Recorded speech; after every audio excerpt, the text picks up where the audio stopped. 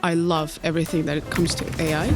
It can be dangerous for people that are average creatives. AI is made to do average stuff because it's kind of the compilation of everything that consists on the internet. What's the key thing in terms of hooking that user or customer? Behind every business, if they have a story to tell and this story goes through their website, their social media, their content, I'm so, in a good way, jealous of people that make it, their work. They kind of allocate the time to do that, post a lot. They get a lot of, impressions, a lot of comments, a lot of likes on LinkedIn. And it's very easily convertible into potential clients. I think it's all about relatability. As you mentioned, some people build in silence. And it's really hard to relate with them. You have only one chance to make the first impression, especially now with our attention span. People that will learn how to use AI will get much more high-paying jobs. How do you track your clients now? So I'm...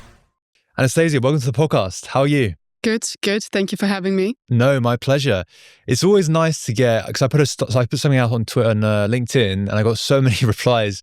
I had to go through every single one, and some amazing entrepreneurs, of which you came up, and I really wanted to share your story. And what's interesting about your story is that you came as a creative, and you started your own business from it, and you've got loads of different intricacies within your journey.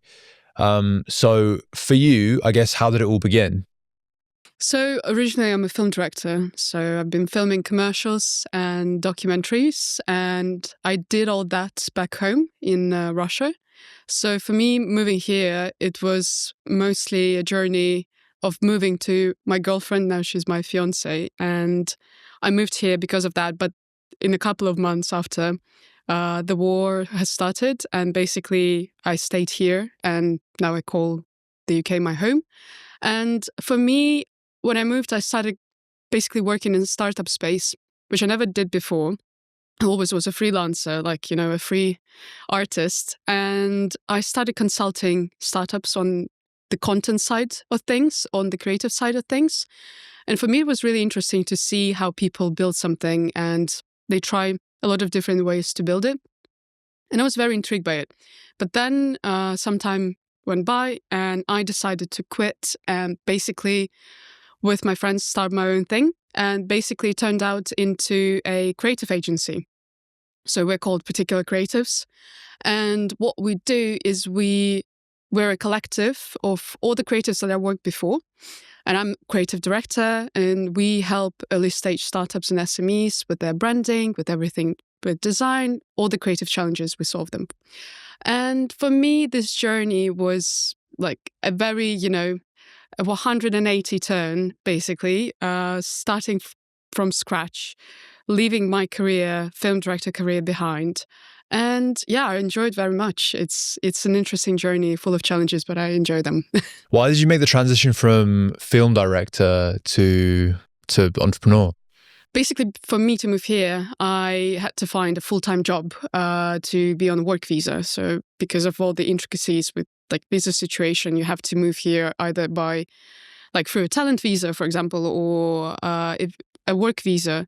And for me, the work visa was more interesting. I already had a job offer from one of the startups, and this was I had to leave this film career behind for me to move into a place that my girlfriend was here, and also it's much safer than in Russia, especially with all the new politics and everything. And yeah, this is why I had to kind of, change my whole career and work in the startup space. But you could have maybe got a role within something in the film industry or something like that. So why specifically you wanted to start your own thing?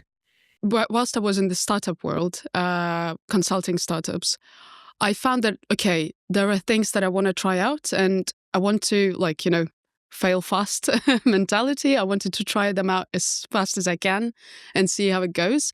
And now I really enjoy working with creatives and kind of, guide them into the startup world, and also help startups, because I've met so many wonderful, amazing people during my journey, and all of them face pretty much the same challenges when they start their business, is that they don't know what brand they are.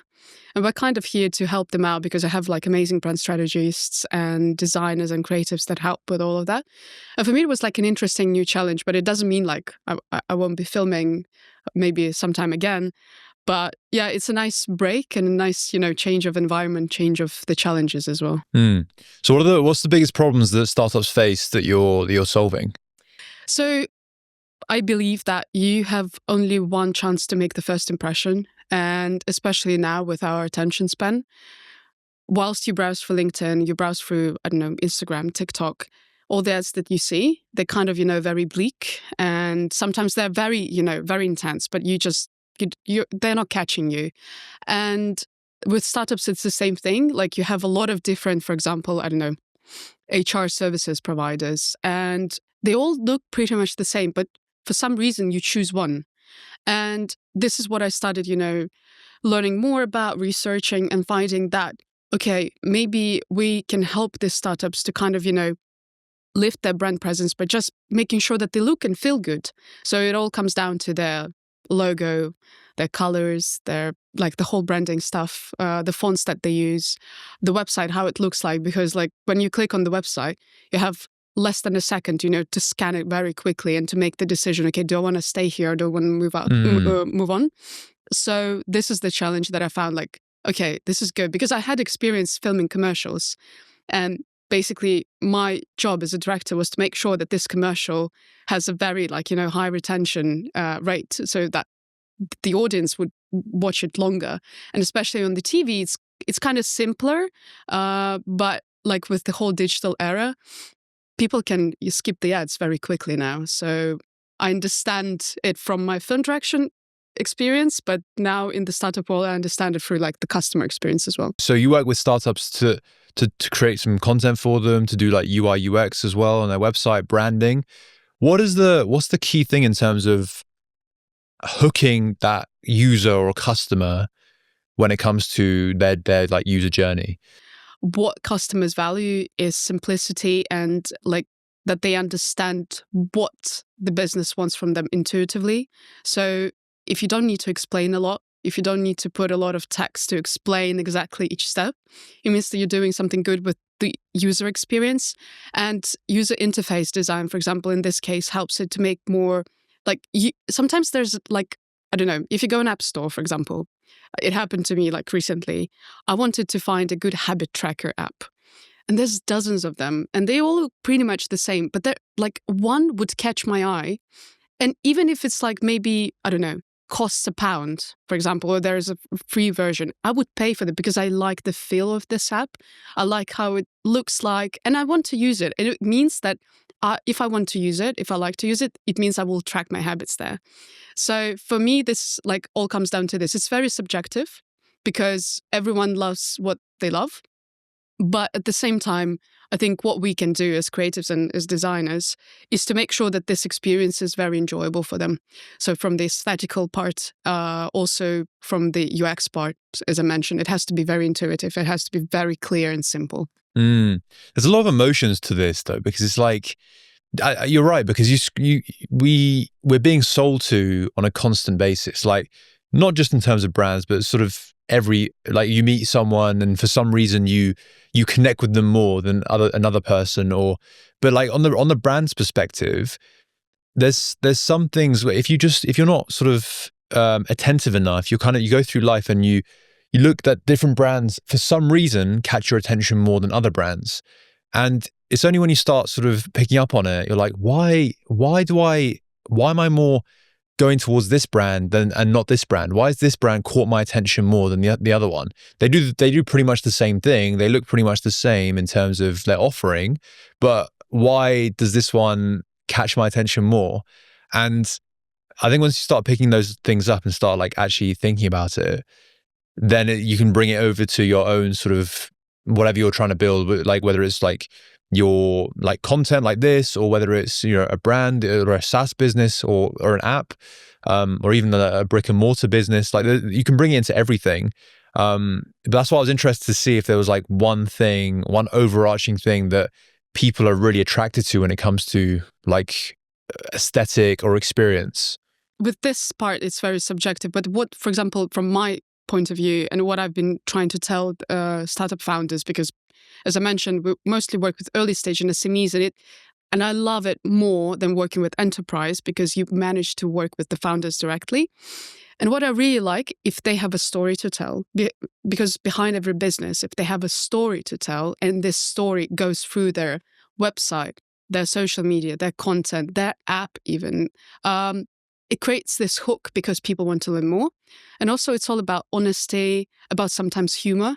And it all depends on what kind of like positioning you have, because for some brands, humor works nice, for some it doesn't. But what all these businesses have in common in terms of what helps them to achieve better stats on their ads or any kind of, experiments that they run is the storytelling. Got it. But what if you're like because you work with, say, B2B companies, and even with a B2B company, is story still relevant? I would say it may be not as, it won't be as visible as with B2C, for example, but still your story and your, I don't know, your vision as well. Like, with it comes also from, you know this from like raising money as well. Like when you want to attract the investor, you want to sell them your vision. They might not want to look at your Excel spreadsheets, but if they see great vision, if they see where you're going, it is still a story because like it's a story in the future. Yeah. They get hooked on that. And I think the same goes with B2B because the clients, if they work with you, they want to see, okay, you plan on expanding, you plan on adding new features. How do you tell that? How do you translate that to the clients? And then they want to make sure that they stay with you. And it comes in all different details, like customer service and everything else. So in this case, branding creates this first hook on which you kind of, keep them. And then it's the brands and the company's job to do, like to create the story that they want to stay with them longer. What's been the hardest thing about growing a business in the UK compared to, because you weren't growing a business in Russia, but this is your first time being an entrepreneur, and it's in a different country to where you grew up. There are cultural differences as well. I will say that, for example, in Russia, running a business is very tough because it all comes down to your connections in terms of, all aspects of business. Here, you can be judged by your merit as well. Like you will be judged by your potential clients on what you deliver rather than sometimes, just making a decision based on your connection. This is what I didn't really like in Russia because like a lot of projects you get, like you may be friends with someone and this is the way you get it. But here, I find it like it's more of a, a very meritocratic view of like you're being judged by what you're doing and the result that you give. And like some people might say, but it's harder this way. But for me, like I really like to be judged by what I do, what kind of projects we do. And also like I'm a big, geek around the data and everything. So I like to be like, to showcase the client, okay, this is our goal, this is what we're going to do. And here are like the projections, here's how we're going to achieve that. So for me here, I think this was one of the challenges, but like in a good way. So like I enjoy this.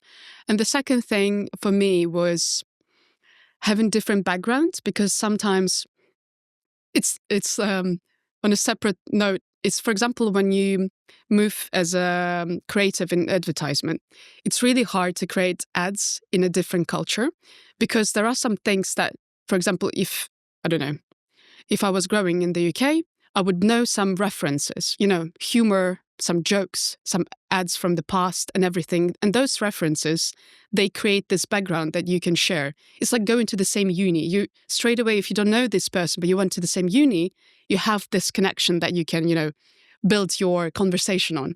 So for me, this was the barrier to kind of, to get clients because I didn't grow up here. I didn't know some of the background. Like I'm still learning more about the culture, about the TV shows in the past or like any kind of, events that happen in the history. So for me to get this kind of, background, but I'm getting it artificially because I didn't grow up through it. And I think this is the main barrier because I don't share this background. I didn't understand some of the jokes. I don't understand some of the slang. And for me, it's like, okay, this is funny. Okay, I'm going to read more about it. But yeah, it's those little things that kind of build this journey and make it a little bit harder, I must say. In terms of like creative though, so like given you're in the UK now, but you've done creative projects sort of, I guess, within Europe, what's been the biggest challenge, I guess, like, because when you're doing creative tasks, it differs per country, right? Like, because as you said, like the culture is so different. But are there any universal things between countries? Emotions, I think, are universal pretty much everywhere. Like the emotions that you can translate through visual content, through written content, they're pretty much universal everywhere. And if you manage to achieve that, you will be successful anywhere. Like it depends. It doesn't depend on where you're doing the creative work in. So yeah, and I think in the UK as well. Like for example, it was 2 years ago. I did a commercial here. It was my first commercial. I did it for the Mayor of London office for Euro 2022, Women's Euro. And basically, the emotions that we try to translate through that is love for football. And love for football is universal. It's everywhere. So basically, in this case, it was easier because it was something very, universal for everyone. So for me, this was the project that I really enjoyed doing. But what if it was something, I don't know, more, connected with the references that I didn't know? It will be harder. Got you. And then, so your business now, is it you're going towards clients and things like that? So how do you track your clients now? So I'm a part of different communities. So there's a lot of wonderful communities. One is my favorite one. Shout out to Emmy Faust. It's Female Founders Rise. It's an amazing community of female founders of like different businesses, it's service businesses, apps, B2C, everything. And I kind of, get my clients through there, but not just, cold outreaching. It's all about building relationship. And because we have this really good, I would say sisterhood in a way, because we are all helping each other out. And through this, you kind of, get this relationship. And sometimes, for example, if someone needs something, creative done, I'm like, I can help you out with that. And maybe you can help me out with something else. So I get my clients through those relationships. Also, there's like a lot of other different communities that I've been part of. I've been for Antler in their UK 10 cohort. And through there, I also built a lot of different relationships with people that are now building great businesses. They got like investment, they got funding. Now they can be my potential clients as well because I knew them since they were building it, just from the idea. So there are different ways, and I'm not a big fan of cold outreaches. I know they work for some people, email marketing, I don't know, ads and everything. But for me, what worked pretty much all the time is the relationship that I had like one-to-one with the founders. The interesting thing is, I think the UK is definitely more meritocratic than other countries, but I think nepotism is a bit of a dirty word, but I like to say the phrase like earned nepotism. So you being in these communities it represents you as an individual and how talented you are. And the reason why I think communities are so important is because they can build network, they can build trust. And so even though you haven't been born into a certain family or you haven't got that client because your father knows them or whatever, you still got that client because you're in a certain space. You're like near them, right? So that's why I think I used to think that I would let my work speak for itself, and only concentrate on the data side of things. But at the end of the day, people buy from people, and so I've now shifted my focus so much on just joining as many communities as possible, raising the profile when it comes to like personal branding and stuff like that. And it's a big piece of why this podcast exists as well. But I mean, the main thing is because I enjoy it, and I enjoy like helping young people. But I mean, I'd be lying if it didn't bring me the cohort and the community as well, that, I can help people. So I think meritocratism definitely exists here, but community I think is so important because at the end of the day, people always buy from people. I don't think that will ever change. But as you mentioned correctly, it's earned. Yeah, it's earned. So you for earn sure. that through sharing your thought leadership, which I think is so important. Like a lot of decisions I've made business-wise, for example, partnering, like I'm a big believer in strategic partnerships as well. Sometimes like you can't do everything and you want to make sure that you give parts of the business to people that you trust. And I made this decision based on the thought leadership that those people provided. And it's an earned social capital, basically. And I believe that if you do that, if you constantly prove that, for example, you share your knowledge, you share your experience, it's amazing. Like, even if it's done through connections and in the communities, it's still great. And it's much better than, just not knowing someone, but knowing that they're related to someone, giving them the project. Yeah. But loads of people just work in silence. And I think that's that it works for a lot of people, but I think you can definitely scale faster if you have a team, not a team, but like a community, I think is the best word. I hate using the word because it's overused so much, but like a group of people around you that support what you're doing, they're in a similar boat to you, that also want to grow. Because like for instance, loads of like people within like religious communities always like try to support each other. And I think as well, if you're in a certain cohort of like an accelerator, people try to help each other because they're in the same boat. But again, I think it also comes down to the whole story aspect that you mentioned before. The reason why they're invested, the reason why a random person might be invested in you is because they relate to your story, and your story of what you're trying to like show is relatable to them. Whereas like if you know the person, they've actually been along with your personal story, so they kind of know and they relate to that. So I think it's all about relatability. Like, you need to show people, as you mentioned, like some people build in silence.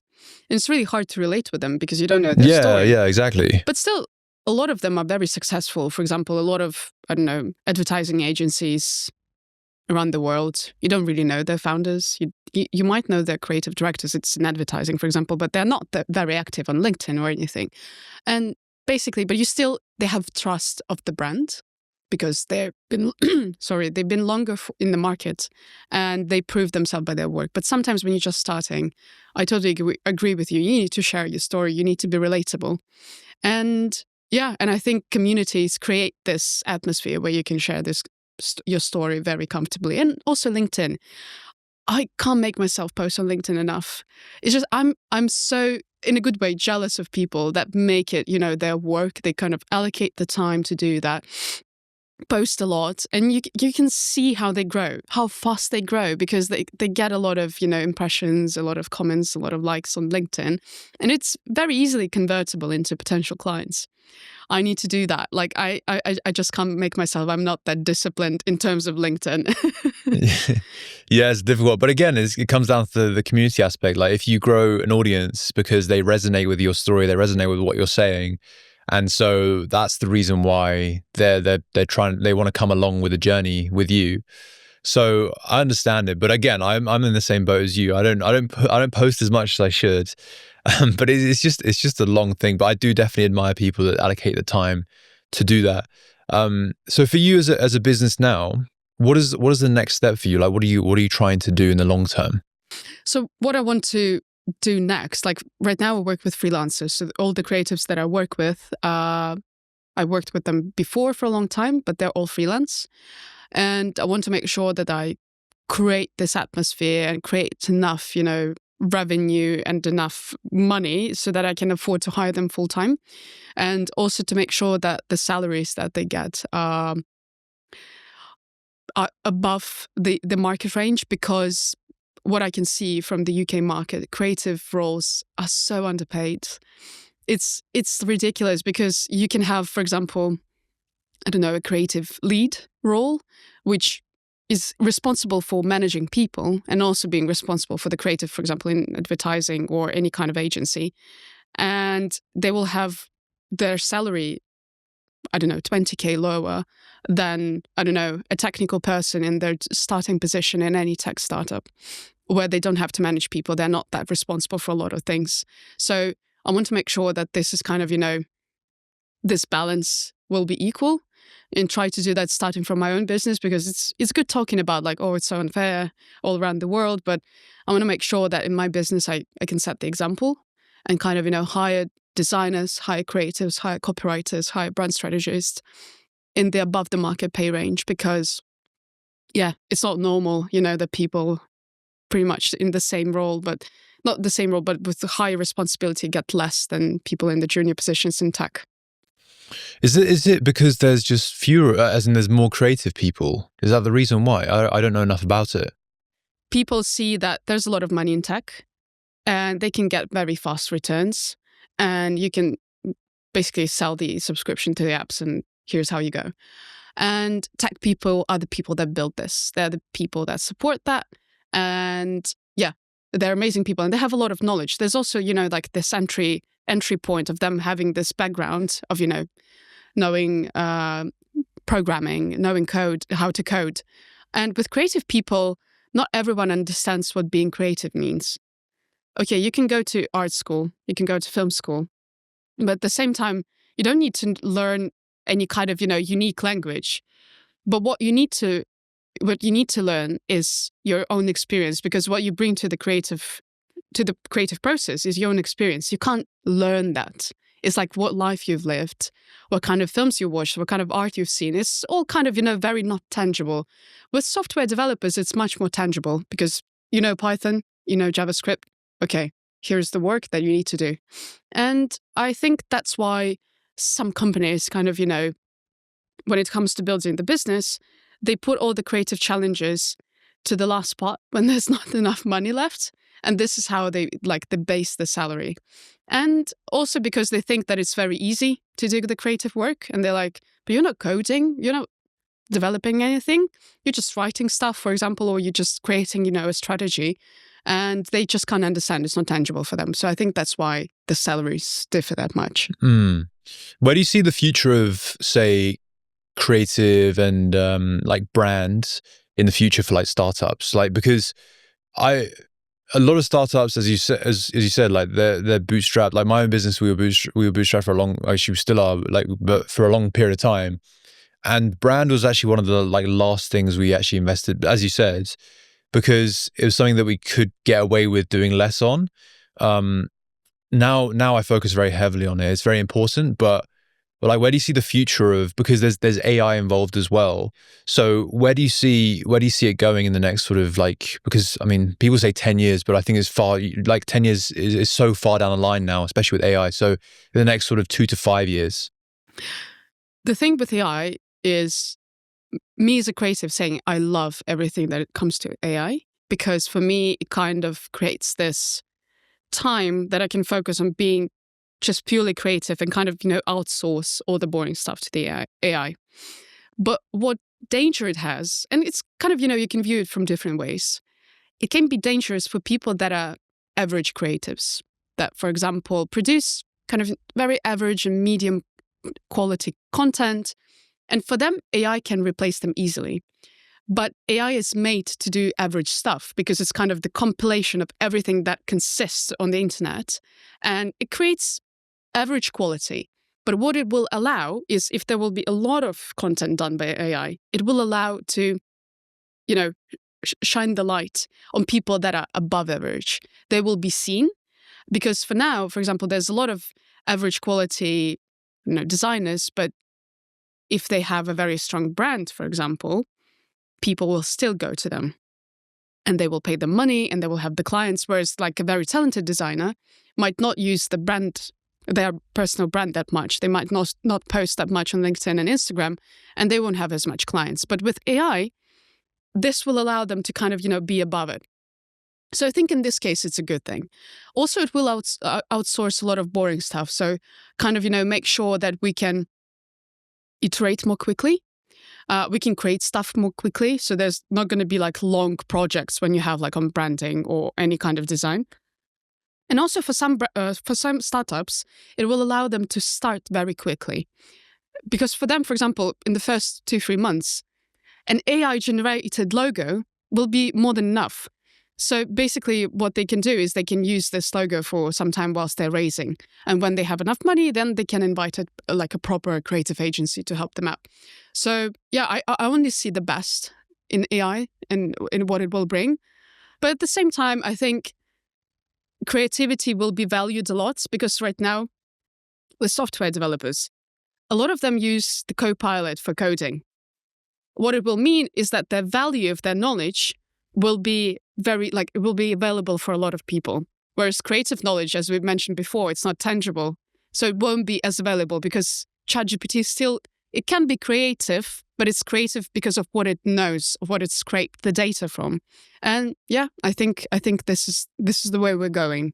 Yeah, I completely agree with you. I think that's a really good answer, actually. And I think the only thing I would maybe add is it can also elevate. So the average designers who know how to use AI will definitely outcompete the average designers who don't know how to use AI. So they can go from average designers to very good designers because they know which AI tools to use. They know how to bridge the gap between things. They know how to sort of make things a lot faster for them. So maybe they use that time to learn another skill. So like, for instance, we use AI in the production of this podcast as well. We use it to sort of change the camera angles and stuff like that. So there's a lot of different things that we can do. But in like, it can be used sort of across the board in so many different things. That's the amazing thing about it. I think a lot of people talk about like AI replacing everyone, whereas I come of the opinion it will replace some people who don't know how to use it. Whereas the people that know how to use it, it will make their jobs, their lives a lot easier, and also could even get them higher paying roles because they know how to use it effectively. Of course, yeah. And it will allow you to focus on what your mind provides. So basically, I believe every job is creative. And even in, like, as we mentioned, software development, if they can outsource all the boring stuff that they need to do with code, they can focus more on problem solving, which AI can't replace because it just knows what it knows. And I think in terms of replacing the jobs, as you mentioned correctly, the people that will learn how to use AI will get much more high paying jobs because they will, as I understand, they will learn how to create this proprietary layer of the data that they know, because what you know is your uniqueness. Yeah. And if you manage to create this proprietary layer, and this is what differs all the AI apps right now. It's not about how well they use the AI, it's what proprietary data layer they have. And this is what creates this uniqueness. And I think for people, it will be just more, there will be more videos explaining how to do that. There will be more, like, maybe it will be even taught in school, we don't know, which would be great, because like if you could create this proprietary layer and kind of create your own AI copilot for everything you do, yeah, that would be amazing. Yeah, I completely agree with you. Okay, so we have to wrap up the podcast there, but yeah, it's been such a pleasure talking with you, Anastasia. So how can people stay in touch with you and what you're doing? Yeah, you can find me on LinkedIn, Anastasia Vorotnikova, and also you can check out our website. It's particularcreatives.co.uk.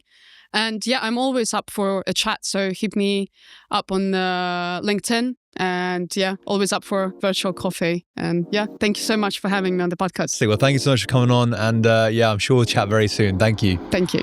Thank you so much for clicking on this episode of The Millennial Entrepreneur. The ambition of the podcast is to share relatable stories from young entrepreneurs doing some incredible things to inspire the next generation, including you listening wherever you are. We've been doing this podcast for over 3 years and the ambition has not changed. The only thing that has changed is the scale of where we want to go. We want to bring on bigger guests for you guys to show more and more relatable stories from young entrepreneurs across the world. The majority of you guys watching or listening haven't subscribed to the podcast yet. All you have to do is click that subscribe button wherever you're listening, Apple Podcasts, YouTube, Spotify, and that will allow us to bring on bigger guests and ask the questions that you really want to hear. And it really is that simple.